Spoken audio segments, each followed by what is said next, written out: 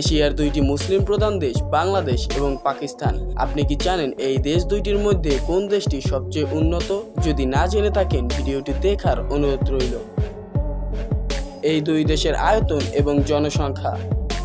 বাংলাদেশের আয়তন ১,৪৭,৫৭০ বর্গ কিলোমিটার ও জনসংখ্যা প্রায় ১৭ কোটি এবং পাকিস্তানের আয়তন ৮,৮১,৯১৩ বর্গ কিলোমিটার ও জনসংখ্যা প্রায় ২৪ কোটি। এখানে দেখা যাচ্ছে জনসংখ্যা এবং আয়তনের দিক দিয়ে পাকিস্তান অনেকখানি এগিয়ে, তাই আমরা পাকিস্তানের ঝুলিতে একটি পয়েন্ট দিব।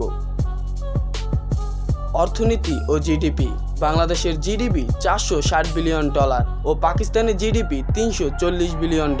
বাংলাদেশের তৈরি পোশাক রপ্তানিতে বিশ্বের দ্বিতীয় নম্বরে এবং পাকিস্তানের রপ্তানি খাত খুবই দুর্বল। অর্থাৎ বুঝতেই পারছেন বাংলাদেশ অর্থনীতিতে পাকিস্তানের থেকে অনেকখানি এগিয়ে, তাই আমরা বাংলাদেশের ঝুলিতেও একটি পয়েন্ট দিব। এই দুই দেশের শিক্ষার হার। বাংলাদেশের সাক্ষরতার হার প্রায় ৭৫% এবং ওইদিকে পাকিস্তানের সাক্ষরতার হার মাত্র ৫৮%। অর্থাৎ এখানেও বাংলাদেশ পাকিস্তানের থেকে এগিয়ে থাকবে, তাই এই পয়েন্টটিও যাবে বাংলাদেশের ঝুলিতে। ধর্মবৈচিত্র্যতা। বাংলাদেশে এভারেজে মুসলিম রয়েছে ৯০% এবং বাকি ২০% রয়েছে অন্যান্য ধর্মাবলম্বী। ওদিকে পাকিস্তানে মুসলিম রয়েছে ৫৮% এবং বাকি ২% রয়েছে হিন্দু এবং অন্যান্য ধর্মাবলম্বী। এখানে যেহেতু দুইটি দেশই মুসলিম প্রধান দেশ, তাই এই পয়েন্টটি কারো ঝুলিতে যাবে না। এই দুই দেশের সামরিক বাজেট এবং মিলিটারি। বাংলাদেশের সেনা সদস্য রয়েছে প্রায় ৩ লাখ এবং সামরিক বাজেট প্রায় $৫ বিলিয়ন।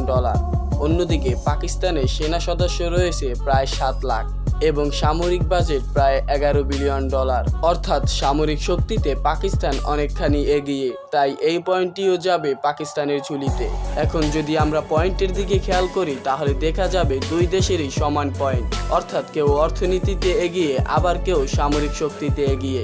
ওইভাবে হিসাব করতে গেলে কেউ কারো থেকে কম নয়। তবে আপনার মতে কে সেরা কমেন্টে জানান এবং ভিডিওটি শেয়ার করতে ভুলবেন না।